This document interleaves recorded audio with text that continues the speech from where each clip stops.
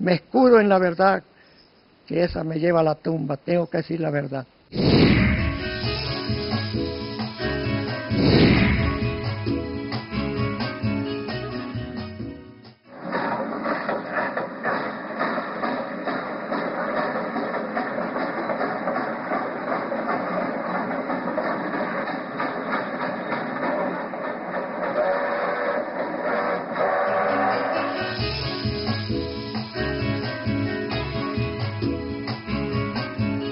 En el año de 1890 nace la idea de crear una línea férrea en la provincia de Manabí para impulsar el desarrollo productivo, comercial e industrial.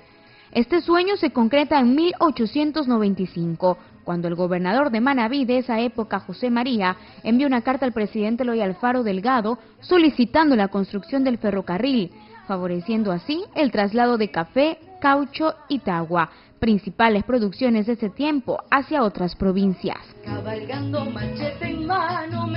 Manabí necesitaba del tren por su gran auge agroexportador, teniendo en cuenta sus dos puertos principales, Manta y Bahía de Caracas, que comunicaban al mercado mundial.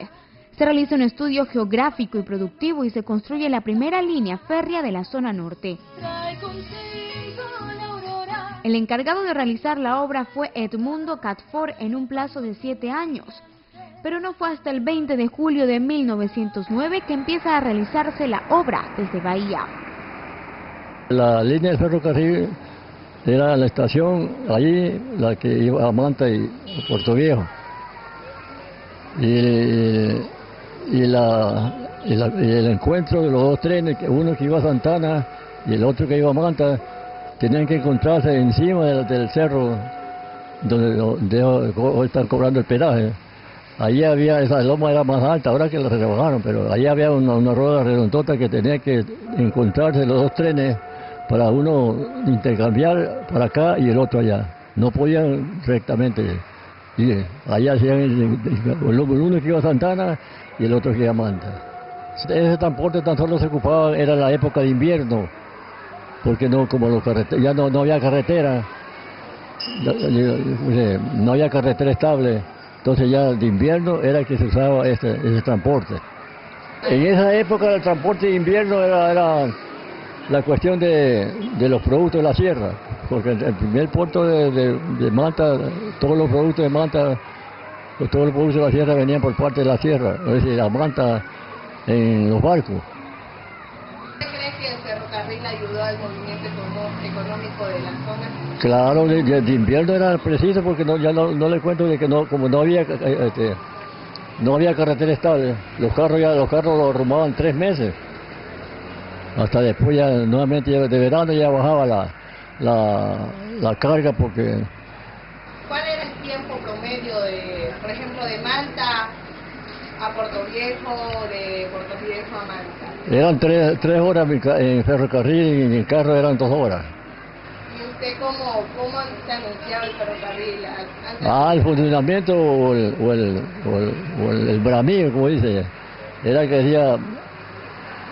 decía traca, traca, traca, traca, y después la gente ya le sacaron una nota y mucha carga, poca plata, mucha carga, poca plata. Sí, pero así era. El 21 de septiembre de 1910, el tren hace su primer recorrido y llega a Puerto Larrea. Continúan los trabajos de ampliación y 4 meses después hace su primera aparición en Calceta el 3 de enero de 1911. El 3 de noviembre llega a Canuto y a Chone el 27 de octubre de 1912. Fue construido por manos manabitas y muy pocos jamaiquinos, quienes habían apoyado en la construcción de otras vías férreas del Ecuador. El tren fue hecho a base de acero y las estaciones de la ruta que cubría eran Bahía, Tosagua, Calceta, Canuto y Chone.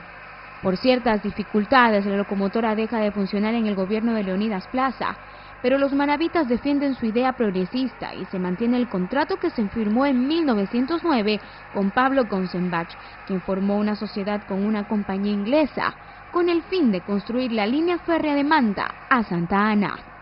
Para la obra se necesitaban 170.000 libras inglesas y también un muelle en Manta. La obra nunca se realizó porque el contratista no pudo financiarla. Posteriormente se concreta la construcción con ayuda de 3 empresarios mantenses, Manuel Chávez, Ricardo y Francisco Alonso, además del ingeniero y topógrafo manabita José Gómez Barreiro. Los trabajos de la siguiente línea férrea se inician el 29 de abril de 1911. Según el historiador montecristense Fernando Ceballos Mazurmillaga, el país afrontaba la pérdida del presidente manabita Eloy Alfaro. Pese a ello, se insiste en la continuación de la obra y el tren llega por primera vez a Montecristi el 15 de agosto a las 9:30 de la mañana. El Pito Salvador se deja oír en Puerto Viejo el 19 de abril a las 11 de la mañana y regresa a Manta el mismo día. Un pito o sirena que se oía en Cádiz, toda la ciudad, y ahí salíamos a Chone hasta llegar.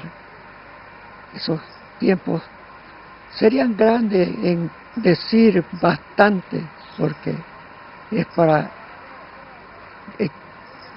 creer hasta en un libro, algo así, pero los recuerdos son imborrables en mi mente.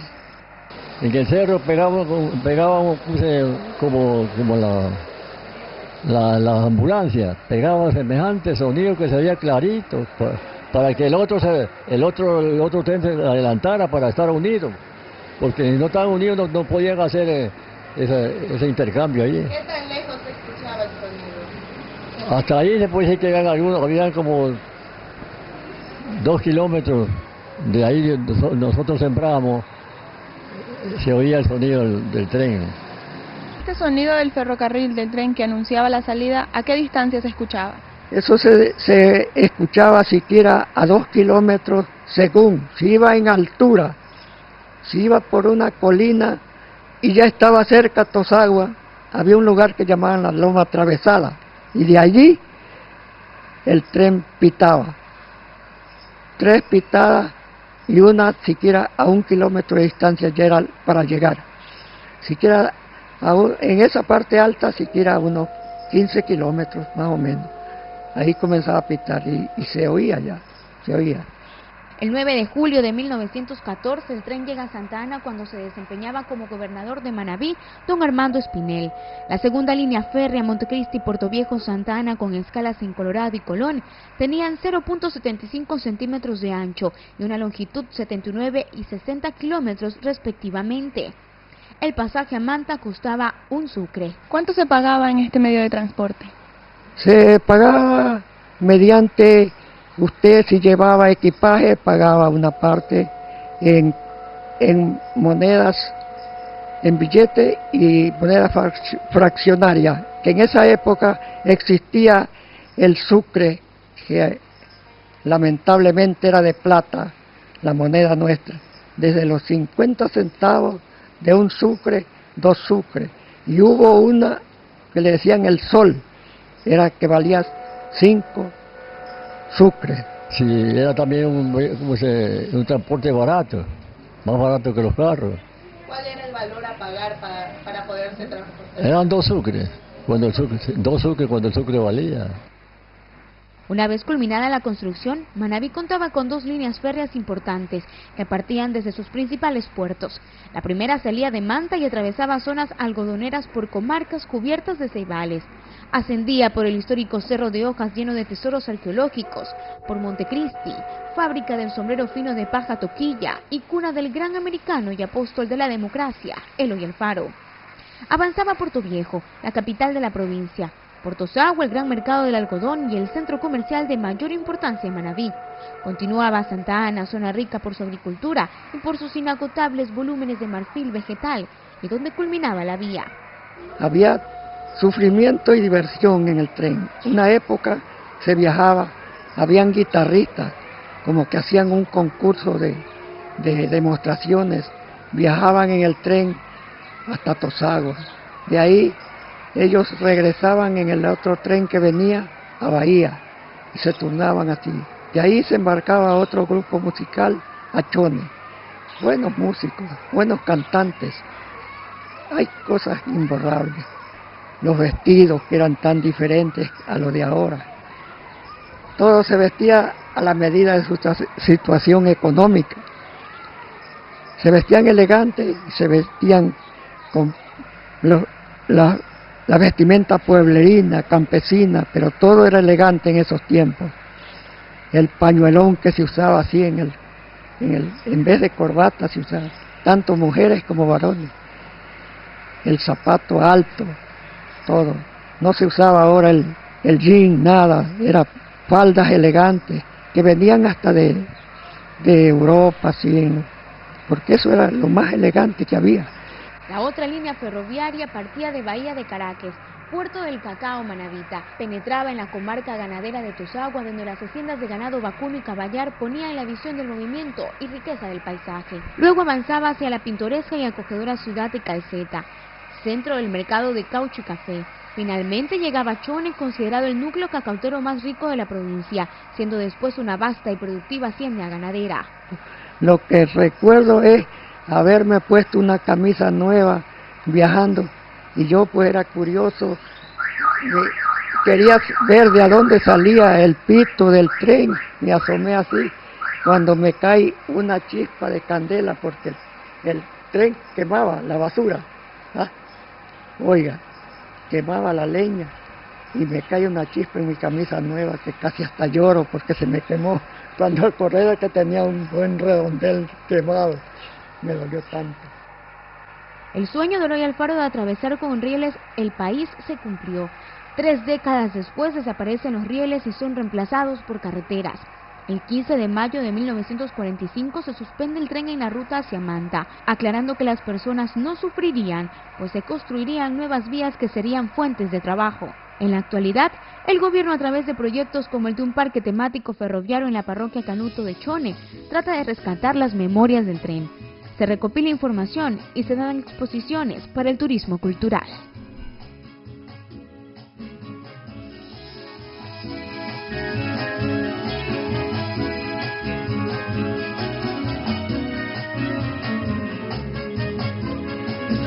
En lo alto de la cordillera, cabalgando con su poncho rojo, mi general va, con tona fusil al hombro, cabalgando machete en mano, mi general va, de sur a norte ha venido, galopando de nuevo está, sembrando idilios de patria que nos despertará, trae consigo